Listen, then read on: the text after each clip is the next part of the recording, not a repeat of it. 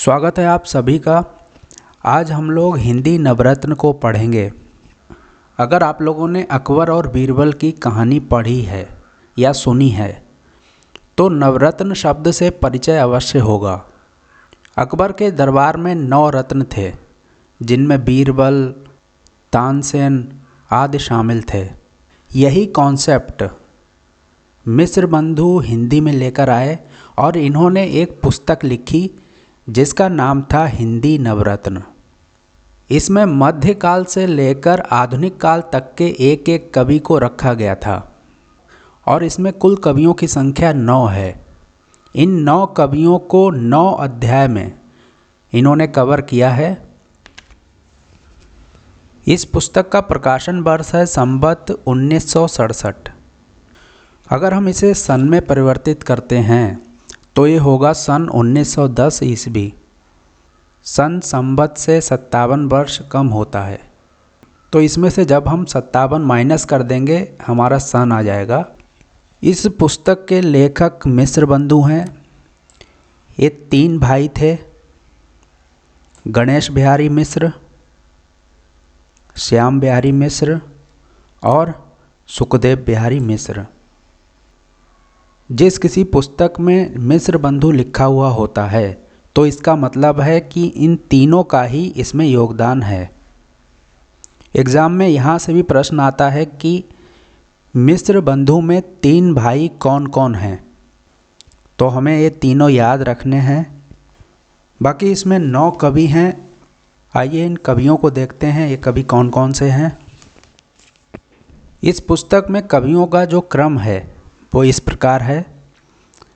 गोस्वामी तुलसीदास सबसे पहले हैं, उसके बाद महात्मा सूरदास, फिर महाकवि देवदत्त, उसके बाद महाकवि बिहारी लाल, फिर आते हैं त्रिपाठी बंधु।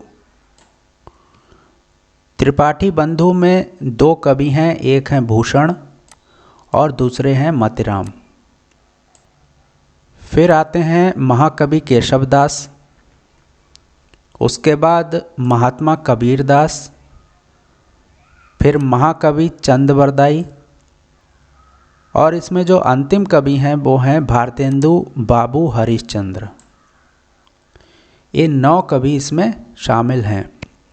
इसका जो पहला संस्करण आया था उसमें कबीरदास नहीं थे और ये जो त्रिपाठी बंधु में 2 कवि हैं भूषण और मतिराम, इन्हें अलग अलग रखा गया था। लेकिन बाद में मिस्र बंधुओं को लगा कि इसमें कबीरदास को भी शामिल करना चाहिए, तो उन्होंने क्या किया, भूषण और मतिराम इन दोनों को त्रिपाठी बंधुओं के अंतर्गत रख दिया और कबीरदास को शामिल कर लिया।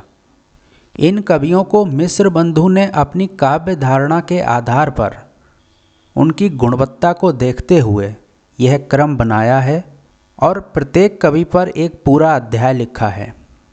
इन अध्यायों में इन्होंने कवियों का जीवन चरित्र, ग्रंथ परिचय, रचना विवेचन, काव्यांशों के उदाहरण आदि बातें दी हैं। इस पुस्तक में इन्होंने जो मूल्यांकन किया है, हिंदी समाज ने इसे स्वीकार नहीं किया। शुक्ल जी ने इस ग्रंथ पर कड़ी टिप्पणी करते हुए कहा है, दैन्य भाव की उक्तियों को लेकर तुलसीदास जी खुशामदी कहे गए हैं और देव को बिहारी से बड़ा सिद्ध करने के लिए बिना दोष के दोष ढूंढे गए हैं। इसी प्रकार की बेसिर पैर की बातों से पुस्तक भरी पड़ी है।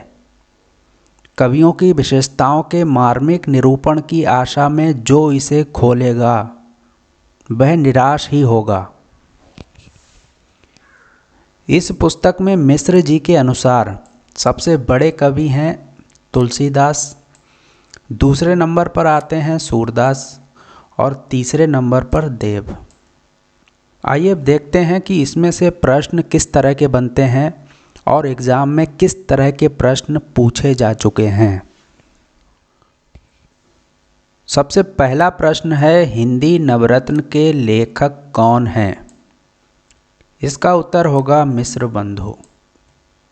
दूसरा प्रश्न है हिंदी नवरत्न का प्रकाशन वर्ष क्या है? तो ये होगा संवत 1967। अगर ऑप्शन में सन में दिया है तो इसका उत्तर होगा सन 1910 ईस्वी। तीसरा प्रश्न है हिंदी नवरत्न में कितने अध्याय हैं? हिंदी नवरत्न में 9 अध्याय हैं। चौथा प्रश्न है, यहाँ पर एक कथन दिया गया है, एक कथन बताना है किसका है। दैन्य भाव की उक्तियों को लेकर तुलसीदास जी खुशामदी कहे गए हैं और देव को बिहारी से बड़ा सिद्ध करने के लिए बिना दोष के दोष ढूंढे गए हैं।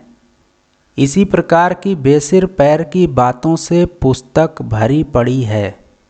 कवियों की विशेषताओं के मार्मिक निरूपण की आशा में जो इसे खोलेगा वह निराश ही होगा।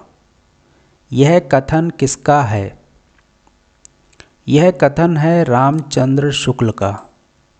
इस पर एक प्रश्न और बनता है कि शुक्ल जी का यह कथन किस पुस्तक के संबंध में है?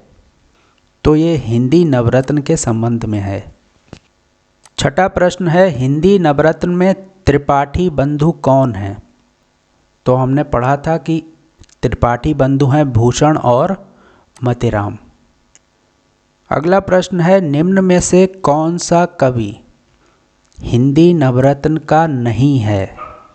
यहाँ पर कबीरदास हैं, भूषण हैं, देव हैं, चतुर्भुजदास हिंदी नवरत्न के कवि नहीं हैं। आज हम लोगों ने हिंदी नवरत्न को पढ़ा। उम्मीद करता हूँ यह प्रयास पसंद आया होगा।